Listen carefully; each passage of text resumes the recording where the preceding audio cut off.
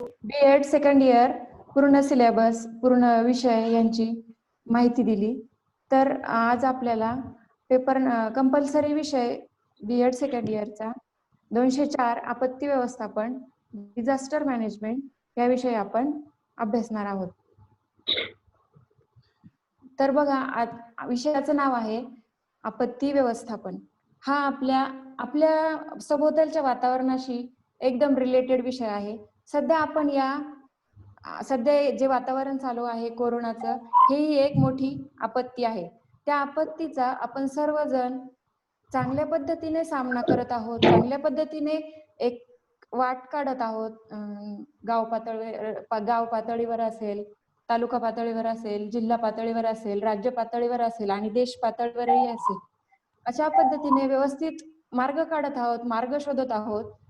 तशाच पद्धतीने आपल्या B.Ed सेकंड इयर या वर्षी आपत्ती व्यवस्थापन हा एक विषय आहे. तर त्याविषयी आपण माहिती घेणार आहोत. तर बघा, इयत्ता 2री 3री पासून आपणाला परिसर अभ्यासाचे सखोल ज्ञान मिळालेले आहे. त्यानंतर इयत्ता 5वी पासून संपूर्ण भूगोल हा विषय आपल्याला अभ्यासक्रमामध्ये होता. तर त्यामध्ये भूगर्भशास्त्र, अवकाशशास्त्र, आपला परिसर, जीवशास्त्र याविषयी सर्व माहिती आपणास माहिती आहे व आपण शिकलेलोही आहोत. तर भूगोल या विषयामध्ये आपण विविध आपत्ती, मानव निर्मित, निसर्ग निर्मित संकट यांचा अभ्यास थोडक्यात केलेला आहे. म्हणजे आपणा सर्वांना या गोष्टींचे ज्ञान आहेत, परंतु आपण त्यावेळेस आपलं वय लहान असेल त्यावेळेस आपल्याला त्या पद्धतीने, आता आपण मोठे झालो, मोठ्या वर्गामध्ये आहे, तर आता याची पातळी थोडी वाढली आहे, डीप मध्ये आहे.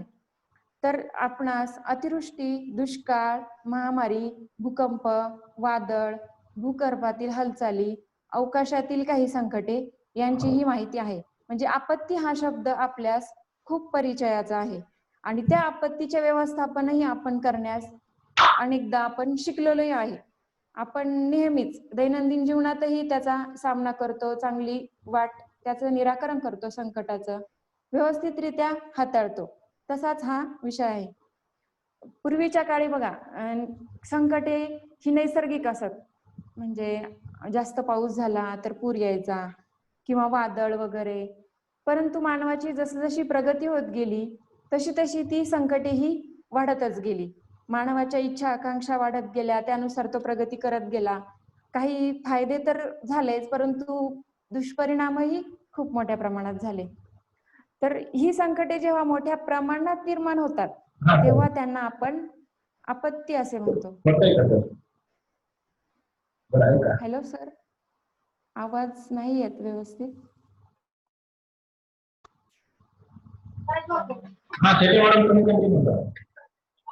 ओके. आणि आपण प्रामुख्याने नैसर्गिक आणि मानव निर्मित असे 2 भाग आहेत. तर भूकंप, पूर, महापूर, आवर्षण, वादळ यांसारखी नैसर्गिक आपत्तींबद्दल सर्वसामान्यांना माहिती आहे. मानव निर्मित आपत्तीमध्ये युद्ध, अतिरेकी हल्ले यांसारख्या संकटांचा समावेश होतो. सध्या सर्वत्र जागतिक तापमानवाढीमुळे सुद्धा निर्माण होत असलेले भयावह परिणाम आहेत. अशा प्रकारच्या तापमानवाढीमुळेच भविष्यामध्ये भूकंप, ज्वालामुखी, सुनामी यासारखी पर्यावरणाशी काही रिलेटेड जी संकट आहेत, ती आपत्ती आहेत, या मोठ्या प्रमाणात होऊ शकते. त्याचप्रमाणे समुद्राच्या पाण्याच्या पातळीत होणारी वाढ आणि वेगाने वितळणाऱ्या हिमनद्या व निर्माण होणारी समस्या ही गंभीर रूप घेऊ शकते. या आपत्तीचे व्यवस्थापन करण्यासाठी योग्य नियोजन व पर्यावरणाची काळजी घेणे हे आवश्यक आहे. नैसर्गिक आपत्ती ही एखाद्या प्रदेशाच्या भौगोलिक परिस्थितीवर अवलंबून आहे. तशी आपत्ती प्रवण क्षेत्र ठरवूनच तेथे योग्य ती काळजी घेणे आवश्यक असते. बघा, आता आपण आपल्या आजूबाजूच्या परिसरामध्ये सुद्धा आता सध्या हे आहे कोरोना, ही एक मोठी आपत्तीच आहे. त्याचप्रमाणे 2019 मध्ये पावसाळ्यामध्ये बघा, कोल्हापूर येथे अतिशय महापुराची परिस्थिती निर्माण झाली होती. तीही एक आपत्तीच आहे. त्यातूनही मार्ग कसा काढायचा, टप्प्याटप्प्याने मार्ग काढत गेले व नंतर जीवन सुरळीत झाले. तर अशा आपत्तींचा नेहमी सामना करतो. आजूबाजूला बघतो, भूकंपामुळे काही हादरे बसतात, अचानक इमारती कोसळून पडतात. ह्याही एक आपत्तीच आहेत. त्याचाही सामना आपण कसा करावा, याचा निर्णय कसे घ्यायचे, त्यातून बाहेर कसं पडायचं, याचाही अभ्यास करणे अतिशय, त्याचे व्यवस्थापन करणे अतिशय गरजेचे आहे. तर आता आपणास B.Ed द्वितीय वर्षामध्ये विषय क्रमांक 204 आपत्ती व्यवस्थापन हा विषय आहे. तर तुम्ही आता भावी शिक्षक होणार आहात. अनेक पिढ्या तुमच्या हाताखाली तयार होणार आहेत. तर तुम्हाला अनेक संकटांचा सामना करायचा आहे व त्यातूनच एखाद्या संकटाला कसे सामोरे जायचे व विद्यार्थ्यांना कसे शिकवायचे, एखादी संकटाची परिस्थिती कशी हाताळायची, व्यवस्थितरित्या सुव्यवस्थित नियोजन करून ज्या ठिकाणी गरजेचं असेल तात्काळ, त्या ठिकाणी तात्काळ नियोजन करून व्यवस्थितरित्या हाताळणे गरजेचे आहे. यामध्ये आपण नैसर्गिक किंवा मानवनिर्मित आपत्ती कशी येते व त्याचे व्यवस्थापन किंवा आपण त्यास ताबडतोब सामोरे कसे जातो, याचे निराकरण लवकर कसे करता येईल, याचा अभ्यास आपण या विषयामध्ये शिकणार आहोत.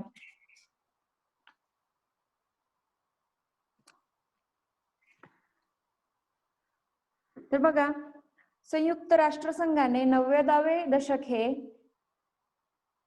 नैसर्गिक आपत्ती कपात दशक मानले जाते. याच दशकामध्ये भारताने अनेक आपत्तींचा संघर्ष केला. उदाहरणार्थ लातूर असेल, जबलपूर असेल, उत्तर काशीतील भूकंप असेल, तसेच ओरिसातील अतिशय महाभयानक चक्रीवादळ असेल. त्याचप्रमाणे या दशकात दुष्काळ व पुरामुळे अनेक राज्ये प्रभावित झाली. जानेवारी 2001 मधील भुज येथील भूकंप असेल, डिसेंबर 2004 मधील हिंद महासागरातील सुनामी असतील, ऑक्टोबर 2005 मधील जम्मू काश्मीरातील भूकंप, या साऱ्या घटनांनी, संकटांनी सामना करण्यासाठी पूर्वतयारी, सक्षमता, तात्काळ कृती कशी केली आहे, हेही अभ्यासणे गरजेचे आहे. तसेच भारत सरकारने स्थापन केलेले राष्ट्रीय आपत्ती व्यवस्थापन प्राधिकरण याच दृष्टीने प्रयत्नशील आहे. यावेळेस आपणाला तात्काळ प्रतिसाद देणारे संघटन जसे अग्निशमन दल असेल, नागरी संरक्षण दल असेल, तसेच होमगार्ड्स असतील, पोलीस असतील, SRPF चे जवानही असतील, यावेळी आपल्याला मदत करतात. तर त्यावेळेस त्यांना योग्य प्रशिक्षण देऊन त्या दृष्टीने सक्षम बनविणे महत्वाचे आहे. त्याचबरोबर आपत्ती प्रवण क्षेत्रातील नागरिकही यांनाही समूह तत्वावर आधारित आपत्तीतील धोक्याचे व्यवस्थापन यावर प्रशिक्षण देण्याची गरज आहे. हे कार्य यशस्वीरित्या होण्यासाठी नागरी संस्था, स्वयंसेवी संस्था, पंचायत राज संस्था इत्यादींचे सहकार्य आवश्यक आहे. आपण जर एखाद्या वेळेस आपत्तीबाबत जागरूक नसेल तर कित्येकदा आपलं खूप नुकसान होतं. म्हणजे कित्येकदा दशकांच्या मेहनतीवर क्षणात पाणी फिरू शकतं व होत्याचे नव्हते असं होते. यासाठी क्षणाचाही विलंब न लावता एका आपत्तिरोधक भारत बनवण्यासाठी आपण सर्वांनी विचार केला पाहिजे.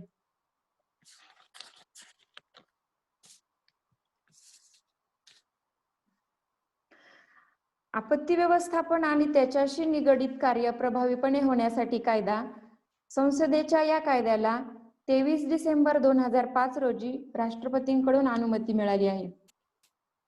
भारतासारख्या प्रगतिशील व विशाल देशात आचार विचारातील बदल, सामाजिक व राजकीय किंवा प्रशासकीय सुधारणा यांना वेळ लागतो, पण आपत्तींना थांबायला वेळ नसतो. म्हणूनच आपत्ती व्यवस्थापनातले आपले कौशल्य झपाट्याने वाढवण्यासाठी गत्यंतर नाही. म्हणजे आपत्ती ह्या आपणाला कधी सांगूनही येत नाही, कधी कधी पूर्वसूचनाही मिळत असते हवामान खात्याकडून, परंतु ज्यावेळी जी आपत्ती येईल त्यावेळेस आपण अतिशय कृतिशील, तटस्थपणे त्याचा सामना करणं हेच महत्वाचे आहे. असा एक कविसंकेत आहे की फिनिक्स हा पक्षी जळून खाक होतो, परंतु त्या राखेतूनच त्याचा पुनर्जन्म होतो. म्हणजे पूर्वीच्या जोमाने तो परत गगनात भरारी घेतो. म्हणजे आपत्तींचा मुकाबला आपल्याला हिमतीने करता आला पाहिजे. आणि पुन्हा एकदा आपत्तीचे नामनिशाणही पुसून टाकून प्रगतीकडे झेप घेणे यातच मानवाची खरी कसोटी आहे. आपत्तीचे निवारण करणे हे एक अचूक अशा व्यवस्थापन कौशल्याशी संबंधित आहे. हे कौशल्य आपल्यामध्ये तात्काळपणे यावे, विकसित व्हावे, त्यासाठीही आपण प्रयत्न करायला पाहिजे. आपत्तीमुळे गोंधळाची स्थिती निर्माण होते, हे साहजिकच आहे. निवारणाचे कार्य पद्धतशीरपणे होण्यासाठी थोडा विचारही करावा लागतो. एकजुटीने व ते कार्य एकजुटीने करणे हेही तितके महत्वाचे आहे. एकजुटीने एकसंघाने केलं तर ते व्यवस्थितरित्या आपण हाताळू शकतो. त्यात कोणी राजकारण आणू नये की सोयीस्कर अशा सत्ता समीकरणे जुळू नयेत. केवळ मुठभर लोकांनाच त्याचा लाभ होऊ नये, तर संकटांशी सामना करणाऱ्या सामान्यांपर्यंत तो झिरपत जायला हवा, कारण त्यांनाच खरी गरज आहे. बघा, आता आपत्ती जेव्हा आली तर बऱ्याच प्रमाणामध्ये ज्या गोरगरीब ठिकाणी किंवा खेडोपाड्या लोकांमध्ये जे मदतीचे हात आहेत ते लवकर पोहोचले जात नाहीत. तर अशी परिस्थिती होता कामा नये. त्या दृष्टीनेही आपल्याला कार्यतत्पर असायला हवे. आपत्ती निवारणाच्या प्रयत्नांत कुठलीही तडजोड होऊ शकत नाही आणि आजच्या विकासाच्या शर्यतीमध्ये हे प्रयत्न अधिक जटिल स्वरूपाचे झाले आहेत. अनेक संस्थांमध्ये आपत्ती व्यवस्थापनाला महत्वाचे स्थान जरी मिळाले असले तरी वैयक्तिक पातळीवर हे प्रयत्न होणे गरजेचे आहे. म्हणजे आपत्ती आली की फक्त सरकारच आपल्याकडे धाव घेईल यावर अवलंबून न राहता आपल्यालाही त्यातून काही मार्ग काढता येईल. सुव्यवस्थितरित्या सुरळीत होण्यासाठी दुसऱ्यांनाही मदतीचा जितका हात देता येईल तितकं करणे हे गरजेचे आहे. तरच आपला भारत देश व्यवस्थितरित्या यामधून मार्ग काढेल व आपली प्रगती व्यवस्थितरित्या नक्कीच लवकर होईल व जनजीवन सुरळीत चालेल. तर आता आपण आपला आपत्ती व्यवस्थापनाचा सिलेबस आहे तो बघणार आहोत. वर्षभरामध्ये आपण आपले 4 युनिट आहेत व एक प्रॅक्टिकल वर्क आहे. तर पहिला युनिट आहे आपत्ती व्यवस्थापनाची ओळख, इंट्रोडक्शन ऑफ डिझास्टर मॅनेजमेंट. तर त्याच्यामध्ये आपत्ती कशी, का व केव्हा येते याविषयी आपण बघणार आहोत. नंतर पुढचे लेक्चर असेल. त्यानंतर आपत्तीचे प्रकार, टाइप्स ऑफ डिझास्टर, मग नॅचरल असेल किंवा मॅनमेड असेल, निसर्गनिर्मित, मानवनिर्मित असेल, हे आपण सखोल बघणार आहोत. नंतर पुढचा पॉइंट आहे आपत्ती व्यवस्थापन. तर त्या आपत्तीचे व्यवस्थापन आपण कशा पद्धतीने करतो, सुरळीतपणे कसे करतो, काय युक्त्या वापरतो, मदत कसं करतो, हे याच्यामध्ये पाहणार आहोत. त्यानंतर आपण आपत्ती व्यवस्थापन कायदा 2005 त्यामध्ये काय तरतुदी दिल्या आहेत आपत्ती व्यवस्थापनाच्या त्या आपण पाहणार आहोत. त्यानंतर आपत्ती व्यवस्थापन यंत्रणा. तर आपत्तीचे व्यवस्थापन सुरळीतरित्या मॅनेजमेंट व्यवस्थित व्हावे त्यासाठी काय यंत्रणा आहेत, काय राबवू शकतो, त्या पाहणार आहोत. मग दुसरा युनिट आहे आपत्ती व्यवस्थापन पूर्वतयारी आणि उपशमनाचे उपयोजन, disaster management preparedness and manifesting the meditation. समुदाय तत्वावरील आपत्ती पूर्वतयारी, उपशमनाच्या उपाययोजना काय आहे हे आपण पाहणार आहोत. त्याच्यामध्ये तिसरा युनिट आहे आपत्ती जोखीम कपातीकरण, म्हणजे disaster risk education in school, आणि शाळा पातळीवर काय आहे हे पाहणार आहोत. शाळेतील आपत्ती जोखीम कपातीकरण, अभ्यासक्रमातून आपत्ती जोखीम कपातीकरण, आपत्ती व्यवस्थापनातील शिक्षकांची भूमिका, आपत्ती व्यवस्थापनातील समाजाची भूमिका. यामध्ये सर्वांची भूमिका ही महत्वाची आहे. आपला हा विषय असा आहे, पर्यावरणाशी निगडित आहे. सर्व लोकांचा, समाजातील सर्व व्यक्तींचाही यामध्ये समावेश आहे. ते कशा पद्धतीने हाताळतायत हे पाहणार आहोत. नंतर चौथा युनिट आहे प्रतिबंधात्मक आपत्ती व्यवस्थापन. प्रिव्हेन्शन डिझास्टर मॅनेजमेंट, म्हणजे आपत्ती व्यवस्थापनाला प्रतिबंध कसा करता येईल, प्रतिबंधात्मक आपत्ती व्यवस्थापन कसे होईल, आपत्ती व्यवस्थापनाकरता दीर्घकालीन उपक्रम कोणते राबवता येऊ शकतात, शासकीय पातळीवर कोणते आहेत, कोणती शिबिरं आहेत, आपत्ती व्यवस्थापन शिबिरं असतात ती पाहणार आहोत. त्यानंतर आहे आपत्ती व्यवस्थापनातील शाळेची भूमिका, शाळेची भूमिका काय आहे. त्यानंतर आहे आपत्ती व्यवस्थापनाकरिता राज्य आणि केंद्र सरकारची धोरणे. आपला आपत्ती व्यवस्थापन कायदा 2005 याच्यामध्ये राज्य आणि केंद्र सरकारची धोरणे तरतुदी काय आहेत हे आपण पूर्णपणे त्यामध्ये अभ्यासणार आहोत. तर हा आपला पूर्ण वर्षभराचा सिलेबस आहे. आपल्या विषयाचा पेपर 80 मार्कचा असणार आहे आणि प्रॅक्टिकल आणि इंटरनल असे 20 मार्क, एकूण 100. तर आपला हा विषय आपत्ती व्यवस्थापन आपल्या परिसराशी, आपल्या वातावरणाशी अतिशय एकदम मिळता जुळता आहे. याच्यामध्ये नवीन असं कुणाला काही नाहीये, सगळेजण सगळ्यांना या गोष्टी परिचयाच्या.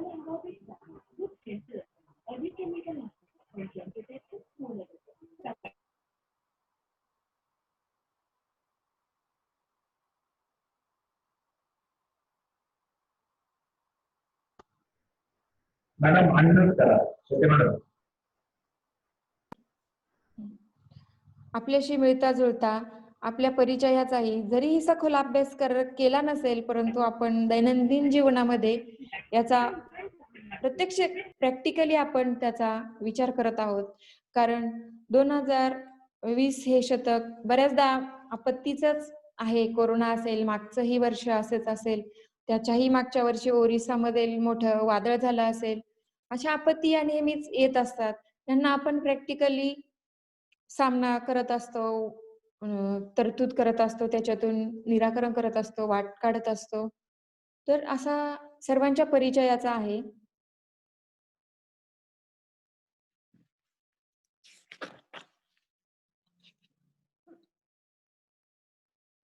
तर कुणाला काही विचारायचं असेल विद्यार्थ्यांपैकी तर विचारू शकता.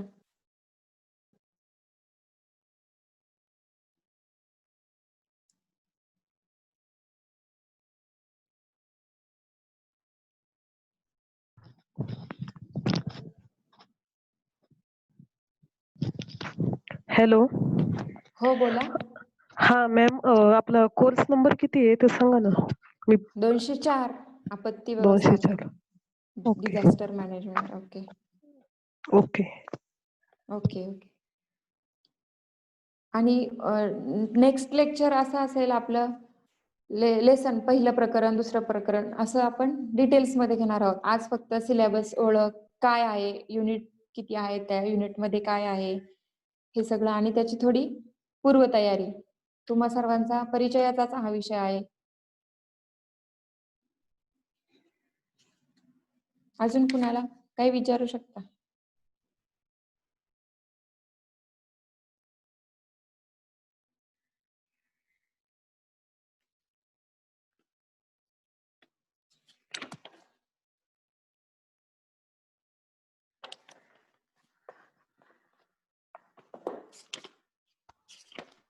कोणाला काही शंका असतील, काही विचारायचं असेल तर विचार. स्वतःला अनम्यूट करा आणि विचारा.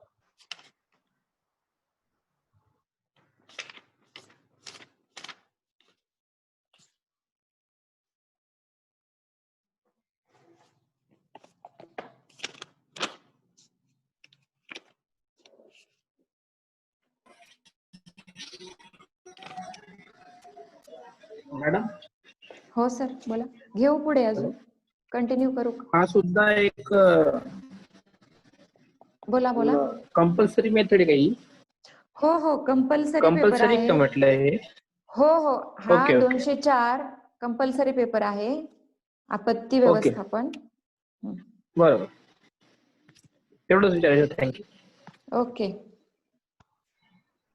ऍक्च्युली हा जो पेपर आहे, या पेपरला बरेचसे ऑप्शनल पेपर दिलेले आहेत. परंतु महाविद्यालयातील म्हणजे महाविद्यालय स्तरावर आपल्याला त्यांनी दिलेल्या 7 पेपर पैकी कुठलाही एक पेपर निवडावा लागतात. तर जेणेकरून आपण या पेपरची निवड केलेली आहे. जसे की उर्वरित विषय असे आहेत की सस्टेनेबल डेव्हलपमेंट आहे, व्हॅल्यू एज्युकेशन आहे, त्याच्यानंतर वुमेन्स एज्युकेशन आहे, त्याच्यानंतर गायडन्स अँड काउन्सिलिंग आहे. अशा प्रकारचे वेगवेगळे इलेक्टिव्ह पेपर्स आहेत. हा जो पेपर आहे तो इलेक्टिव्हचा आहे. तर त्याच्यापैकी आपण हा एक इलेक्टिव्ह सिलेक्ट केलेला आहे आणि तो इलेक्टिव्ह आपल्याला कंटिन्यू करायचा आहे. म्हणजे मी काल तुम्हाला त्याप्रमाणे सांगितलं की आपली कंपल्सरी पेपर असणार आहे 3, वर्ग क्रमांक 201 ते 203 आणि हा त्याच्यामध्ये एक इलेक्टिव्ह हा आपण डिझास्टर मॅनेजमेंट हा जो सिलेक्ट केला आहे त्यामुळे तो आता आपल्या कंपल्सरी पेपरचा एक भाग आहे. अशा प्रकारे कोर्स नंबर 201 ते 204 हे आपले आता कंपल्सरी पेपर असतील असं आपल्याला म्हणायसाठी हरकत नाही. आणखी कोणाला काही जर विचारायचं असेल मॅडमला तर विचारू शकता. काही शंका असेल तुम्हाला तर विचारू शकता.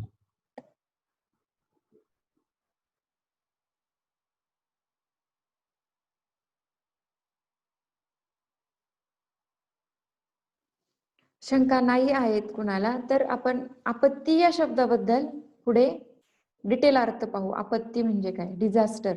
आपत्तीला इंग्लिश मधून डिझास्टर म्हणतात.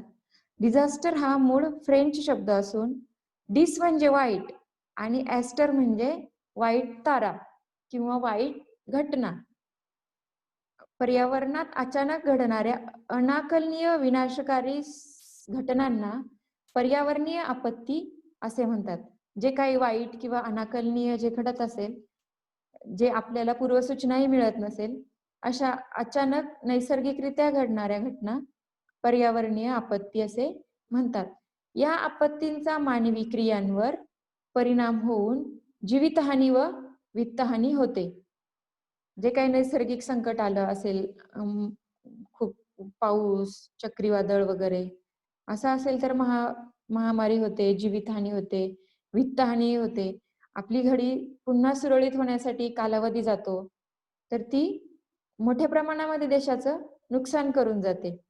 नैसर्गिक व मानवी क्रियांना जसे प्रदूषण घडून येते तसेच काही वेळा पर्यावरणातही या 2 घटकांमुळे भयंकर प्रलय देखील घडून येतात. पर्यावरणातील अशा प्रलयकारी घटनांना पर्यावरणीय आपत्ती असे म्हणतात. आपत्ती ही बहुतांशी विनाशकारी घटना असते. आपत्ती म्हणजे विनाशकारीच घटना असते. ती पर्यावरणाला, मानवांना किंवा कोणत्याही जीवित व्यक्तींना ती हानी पोहोचून जाते, काहीतरी नाशच करून जाते. तर डिझास्टर या शब्दाचा अर्थ आपण पाहिला. डिस म्हणजे वाईट, ॲस्टर म्हणजे वाईट तारा किंवा वाईट घटना होय. हा डिझास्टर शब्द मूळ फ्रेंच भाषेतून आलेला आहे.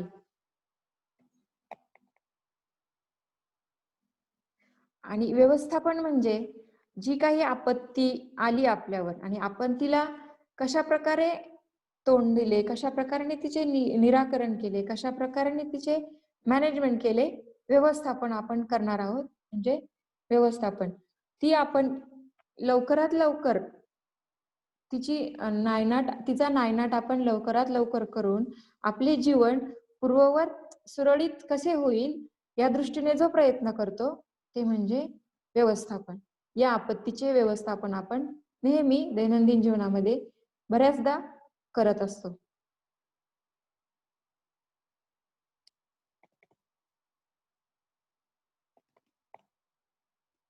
बाकी कुणाला काही विचारायचं असेल तर?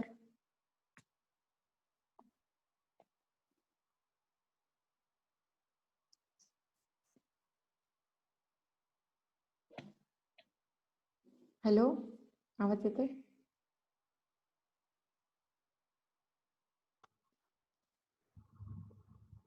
कोणाला काही विचारायचं आहे त्याच्यावरच्या संदर्भामध्ये, विषयाच्या संदर्भामध्ये कोणाला काही शंका आहे? उद्यापासून तुमच्या या विषयाच्या पॉईंट जसं की युनिट नंबर 1 पासून त्याचं पॉईंट 1.1 अशा प्रकारे आता आपल्या रेग्युलर लेक्चरला उद्यापासून सुरुवात होईल. 4च्या इंट्रोडक्शन असणार दिलेलं आहे की नेमका पेपर काय असणार आहे, त्याच्यामध्ये आपल्याला वर्षभरामध्ये काय काय अभ्यास करायचा आहे. तर याच्या संदर्भामध्ये कोणाला काही शंका आहे, कोणाला काही विचारायचं आहे?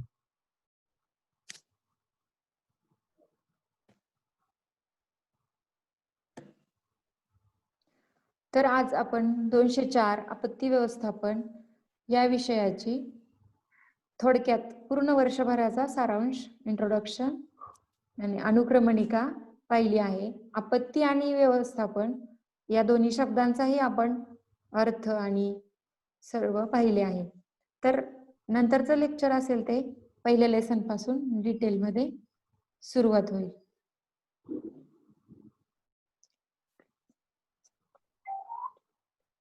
ठीक आहे, कोणाला काही विचारायचं नाहीये?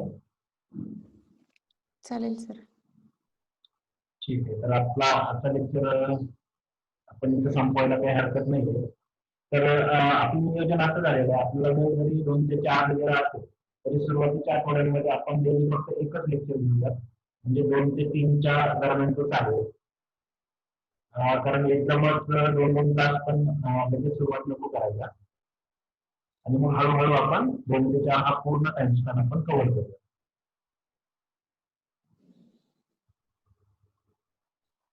चालेल? ओके.